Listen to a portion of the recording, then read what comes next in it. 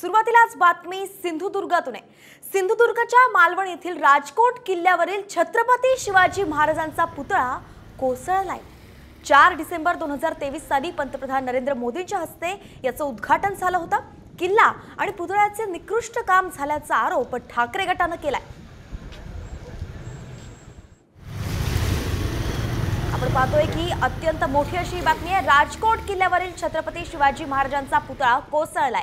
गेल्या वर्षीच याचं नरेंद्र मोदींच्या हस्ते उद्घाटन झालं होतं, परंतु वर्षभरातच हा जो पुतळा आहे तो कोसळल्याने आता ठाकरे गट आक्रमक झाल्याचं दिसतंय। आपण पाहतोय की ठाकरे गटाने किल्ला आणि पुतळ्याचं निकृष्ट काम पाहून संताप व्यक्त केलाय। ठाकरे गट आक्रमक झालेला आहे, त्यामुळे आता काय होणार याकडे लक्ष द्यावं लागणार आहे। 4 डिसेंबर 2023 लाच या पुतळ्याचं उद्घाटन झालं होतं।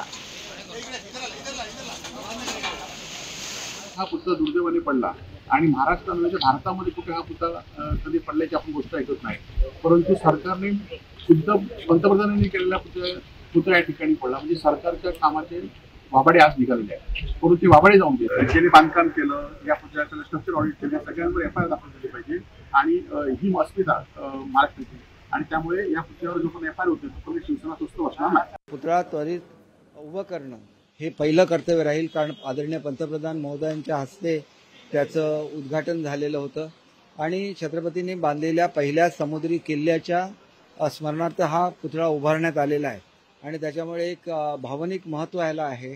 ते लक्षात घेऊन जे काय तातडीने करायला लागेल आमचं सरकार ते करेल। अत्यंत गंभीर आहे। महाराजांचा पुतळा बसवताना या सरकारने काळजी घेतली नाही।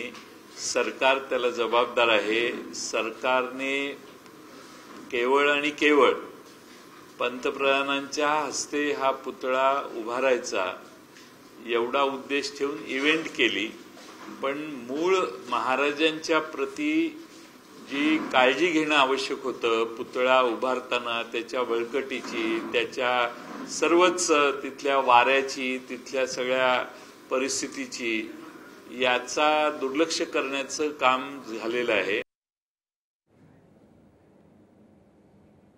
आपण पाहतोय की महाराजांचा पुतळा जो आहे तो कोसळला आहे। याबद्दल विनायक राऊतांनी काय म्हटलंय पाहूयात।